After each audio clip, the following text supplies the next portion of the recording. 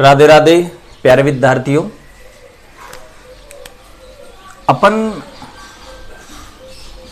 यहां पर पढ़ रहे थे आणविक द्रव्यमान और परमाणुवीय द्रव्यमान। आणविक और परमाणुवीय द्रव्यमान यानी एटॉमिक और मॉलिक्यूलर मास अपन डिस्कस कर रहे थे। जो परमाणुवीय द्रव्यमान था, उस परमाणुवीय द्रव्यमान का निर्धारण कैसे किया था आपने? परमाणुवीय द्रव्यमान का निर्धारण किया था आपने भाई किससे?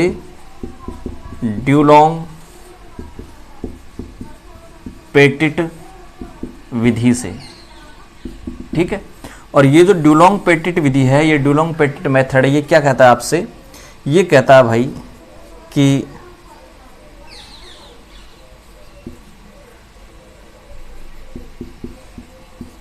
परमाणुवीय द्रव्यमान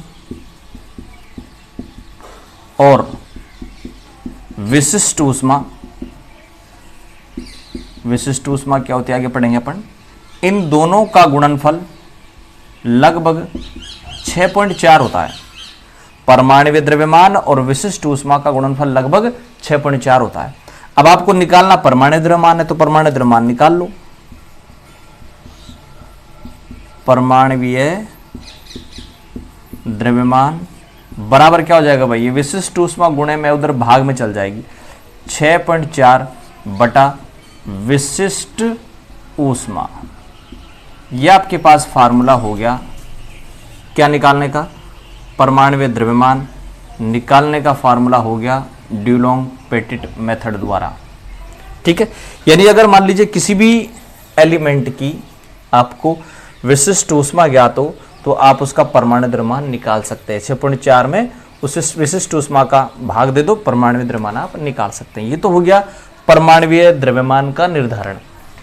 अब इस परमाणु द्रव्यमान के निर्धारण के बाद किसका निर्धारण करें बताओ? आणविक द्रव्यमान का। अब अपन करते हैं भाई दूसरा क्या?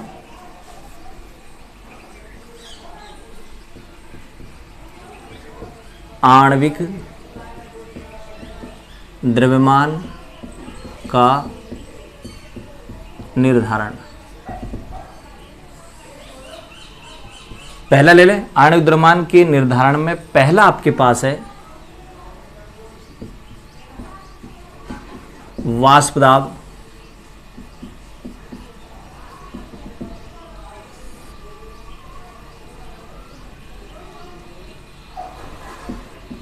वाष्प घनत्व विधि। पहला मेथड आपके पास है वेपर डेंसिटी मेथड। और इस मेथड में क्या है भाई कि अगर मान लो आपको किसी का भी एटॉमिक मास निकालना है, ठीक है, मॉलिक्यूलर मास निकालना है, आणविक द्रव्यमान निकालना है, तो आणविक द्रव्यमान बराबर होता 2 गुणा वाष्प घनत्व। ये लो भाई, ये आपके पास फार्मूला हो गया। किसी का भी आणविक द्रव्यमान निकालना हो तो कैसे निकालेंगे आप? 2 गुणा वाष्प घनत्व। जो भी आपको क्वेश्चन देगा, उस क्वेश्चन में किसी की भी वाष्प घनत्व दिया होगा और आपसे कहेगा आणविक द्रव्यमान निकाल दो, तो वाष्प घनत्व को 2 से मल्टीप्लाई कर दो, आणविक घनत्व, आणविक द्रव्यमान आ जाएगा। तो पहला मेथड आपके पास हो गया भाई वाष्प घनत्व विधि। ठीक है। तो पहला मेथड आणविक द्रव्यमान निर्धारण का वाष्प घनत्व विधि, और आणविक द्रव्यमान कैसे निकालते हैं? 2 गुणा वाष्प घनत्व। ठीक है भाई। दूसरा मेथड अपने पास है ग्राहम का विसरण नियम। ग्राहम का विसरण नियम। ग्राहम क्या कहता है भाई? ग्राहम ये कहता है कि अगर मान लो 2 गैस हैं ए और बी, वो एक जगह से दूसरी जगह पर जा रही हैं, ठीक है। और गैस ए की डेंसिटी D1 है, बी की डेंसिटी D2 है। ए गैस एक स्थान से दूसरे स्थान पर जा रही है, इसके विसरण की दर R1 और इसके विसरण की दर R2 है। विसरण की दर R1, और विसरण का मतलब होता है गैस का एक जगह से दूसरी जगह पर जाना, वो विसरण रहता है। तो गैस ए के विसरण की दर क्या होगी? ग्राहम ये कहता है कि विसरण की दर समानुपाती होगी 1/√D के। विसरण की दर उस गैस के घनत्व के वर्गमूल के व्युत्क्रमानुपाती होती है। किसी भी गैस के विसरण की दर उस गैस के घनत्व के वर्गमूल के व्युत्क्रमानुपाती होती है। तो यहां पर क्या नियम लग जाएगा? यहां लग जाएगा R1 समानुपाती 1/√D1, और यहां क्या लग जाएगा? R2 समानुपाती 1/√D2। दोनों को एक साथ ले लो, तो दोनों को एक साथ लोगे तो क्या हो जाएगा बताएं? या भाग दे दें अपन, R1 में R2 का भाग दे दें, समीकरण 1 में 2 का भाग दे दें, इक्वेशन 1 ले लो, इक्वेशन 2 ले लो, तो R1/R2 बराबर हो जाएगा √D2/D1। सही है। अब आपको ये पता है कि D बराबर होता है M/V, तो इस डेंसिटी के बीच और M के बीच कौन सा संबंध है भाई? समानुपाती का। घनत्व D बराबर होता है M/V, तो इस D की जगह मैं M लिख सकता हूं। तो अब आपके पास इक्वेशन क्या हो जाएगी? R1/R2 बराबर M2/M1। ये लो,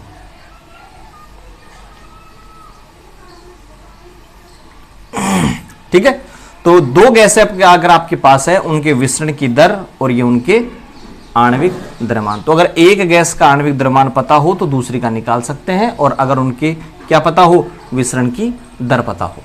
ठीक है भाई। तो ये हो गया ग्राम का विसरण नियम। तो आपके पास आणविक द्रव्यमान निर्धारण के दो मेथड हो गए। एक तो हो गया वाष्प घनत्व विधि, इसमें क्या होगा? 2 × वाष्प घनत्व। जो वाष्प घनत्व दिया हुआ होगा उसको 2 से मल्टीप्लाई कर दे। ग्राम के विसरण नियम की बात करें तो जैसे मान लीजिए हाइड्रोजन की बात करें, हाइड्रोजन का H2 का आणविक द्रव्यमान अपन को पता है 2 है, ठीक है। और मान लीजिए उसके विसरण की दर R1 दे दी 2 ही। अब दूसरी गैस ले रहा है, कोई भी दूसरी गैस ले ली उसने, मान लो O2, और कह रहा है कि इसका आणविक द्रव्यमान क्या होगा यदि इसके विसरण की दर दे दी जाए, मान लो ऐसे ही दे दी 3 दे दी, तो ये यहां रख दो और क्या निकल जाएगा? इस O2 का M आ जाएगा। ठीक है भाई। तो आप इस प्रकार से क्या दी हुई होंगी? विसरण की दर दी हुई होंगी, किसी एक गैस का आणविक द्रव्यमान दिया होगा, या अपन को पता होगा तो दूसरी का अपन निकाल सकते हैं। तो ये हो गया ग्राम का विसरण नियम और वेपर डेंसिटी मेथड है। ठीक है भाई। R1 रख दो, R2 रख दो, हाइड्रोजन का रख दो, ठीक है, और ऑक्सीजन का रख दो R1 R2, और हाइड्रोजन का आणविक द्रव्यमान रख दो, ऑक्सीजन का आणविक द्रव्यमान निकाल लो। ठीक है। इस प्रकार से अपन ये कर सकते हैं। ये केवल एक समझाने के लिए मान दिए हैं भाई। ठीक है। एग्जाम में मान ऐसे आएंगे कि ऑक्सीजन का आणविक द्रव्यमान 32 आ जाए। ठीक है। इस प्रकार से आंकड़े सेट होंगे। तो ये हो गया आपके पास निर्धारण हो गया। अब एक चीज और आपको मैं बताऊं, और वो क्या है कि अगर मान लीजिए आपको औसत परमाणुवीय द्रव्यमान निकालना हो तो आप क्या करेंगे? क्योंकि जो एलिमेंट हैं उनके आइसोटोप्स होते हैं। जैसे मान लीजिए मैं कार्बन की बात करूं तो कार्बन के 3 आइसोटोप्स हैं, कार्बन 12, कार्बन 13 और कार्बन 14। ठीक है। तो कार्बन का औसत परमाणु द्रव्यमान क्या होगा वो निकालना पड़ेगा। इसी प्रकार से अगर मान लो मैं क्लोरीन की बात करूं तो क्लोरीन के दो समस्थानिक हैं, दो आइसोटोप्स हैं, कौन कौन से हैं? Cl 1735 और Cl 1737। एक 35 होता है, एक 37 होता है। दो क्लोरीन के समस्थानिक है Cl 1735। ये 17 तो इसका क्या है भाई? परमाणुवीय क्रमांक है, परमाणु क्रमांक है, और ये 35 और 37 इनका मास है। तो मैं क्या कर रहा हूं भाई, इनका लिख रहा हूं मैं रिलेटिव मास। इनका रिलेटिव मास क्या है? ये लिखा हुआ है। इसका रिलेटिव मास 35 है, इसका रिलेटिव मास 37 है। ठीक है, फिर मैं लिखता हूं क्या, इनकी रिलेटिव अबंडेंस। इनकी रिलेटिव अबंडेंस होती है 3:1। ठीक है, 3:1, यानी क्लोरीन 1735 तो पाया जाता है एनवायरमेंट में 75% और Cl 1737 पाया जाता है 25%। तो इनका रेशियो क्या हो गया? 3:1। तो ये हो गया इनका रिलेटिव एबंडेंस, या रिलेटिव एबंडेंस को मैं क्या लिखता हूं भाई? Ra। अब आप निकालोगे औसत परमाणु द्रव्यमान। कैसे निकालेंगे? औसत परमाणुवीय द्रव्यमान बराबर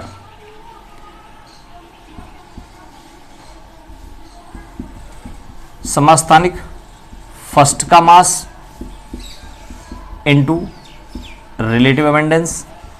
समस्थानिक फर्स्ट का मास 35, रिलेटिव अबंडेंस 3, प्लस समस्थानिक 37 का मास, समस्थानिक सेकंड का मास इनटू रिलेटिव अबंडेंस बटा टोटल रिलेटिव अबंडेंस।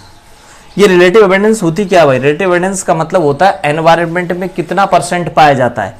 क्लोरीन 35% पाया जाता है, क्लोरीन 75% पाया जाता है, क्लोरीन 37 25% पाया जाता है। इसलिए मैंने इनका अनुपात निकाल लिया।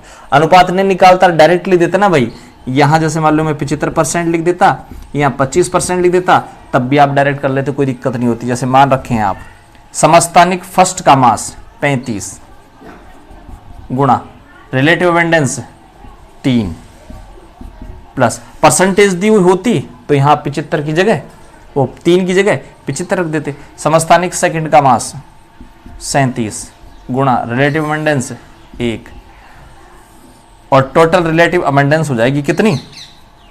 3 रेख 4, या इसको आप ऐसे कर लेते, समस्थानिक फर्स्ट का मास कितना?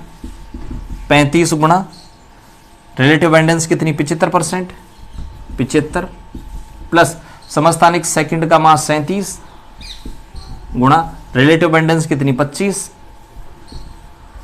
टोटल कितनी? 75 और 25। सो दोनों से ही कितना निकलेगा भाई? गुणा भाग कर लेना, 35.5 आ जाएगा। यह आप निकालना सीख गए क्या? औसत परमाणु द्रव्यमान। यानी यदि किसी एलिमेंट के आइसोटोप्स हों, ठीक है, तो उस कंडीशन में क्या होगा? जैसे मान लीजिए वो आपसे ये कहेगा कि कार्बन के 3 समस्थानिक है, कार्बन 12, कार्बन 13 और कार्बन 14।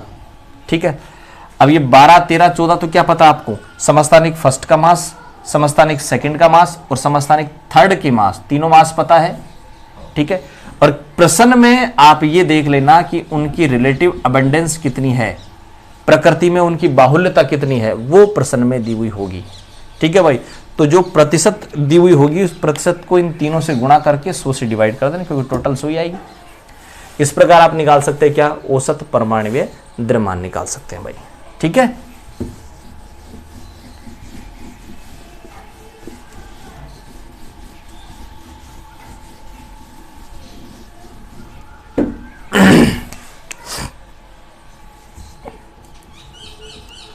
आप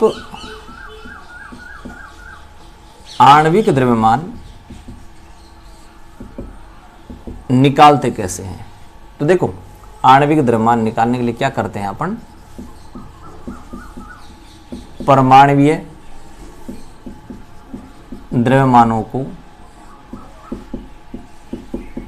जोड़ दिया जाता है। ये लो भाई, आणविक द्रव्यमान निकालने के लिए क्या करते हैं बताओ अपन, परमाणु द्रव्यमानों को जोड़ देते हैं। लेकिन फर्स्ट एग्जांपल लेता हूं मैं, ध्यान दें, H2O। ठीक है भाई, प्रश्न करते जाएं, साथ साथ में उनके परमाणु द्रव्यमान लिखता जाऊंगा, याद करते जाएं भाई। हाइड्रोजन है, ऑक्सीजन, दोनों का लिख देता हूं।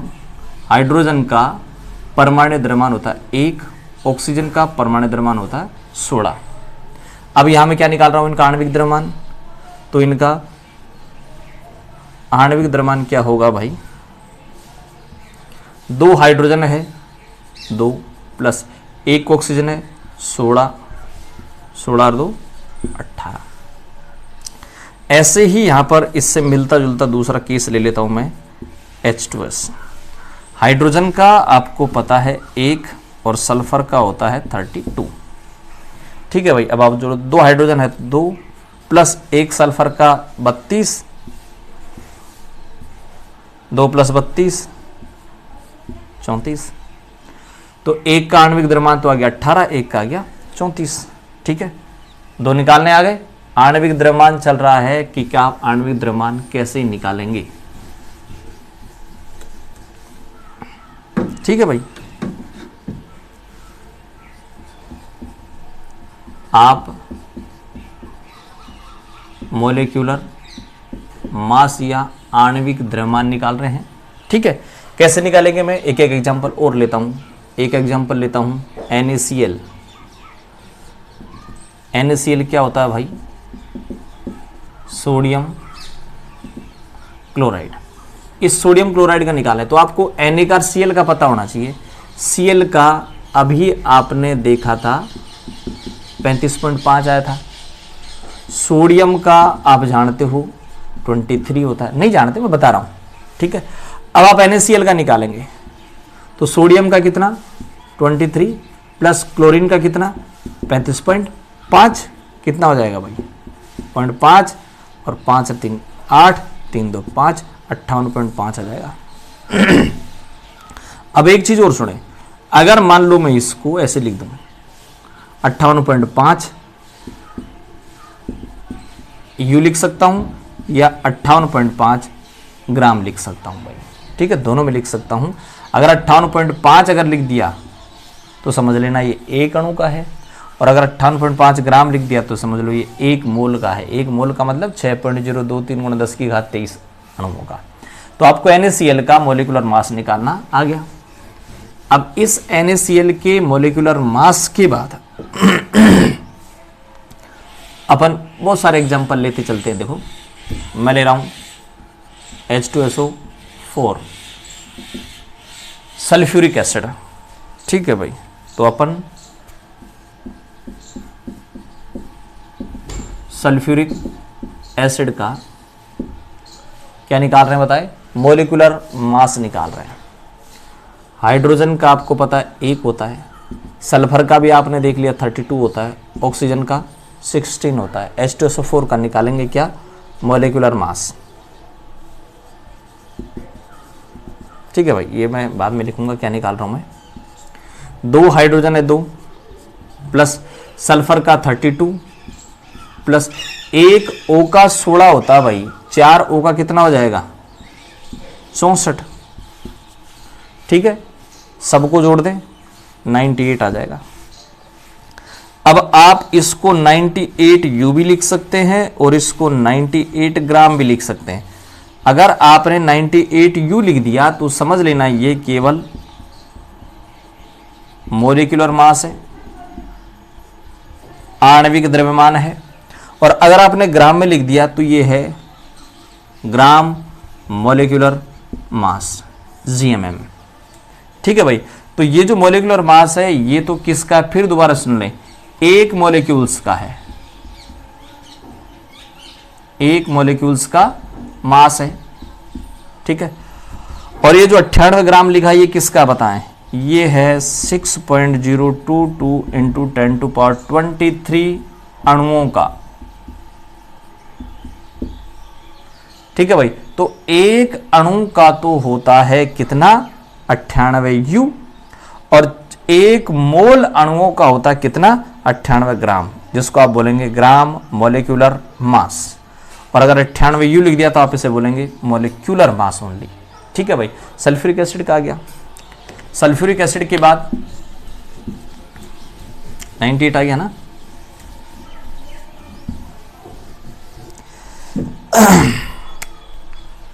एक एग्जांपल लेते हैं अपन,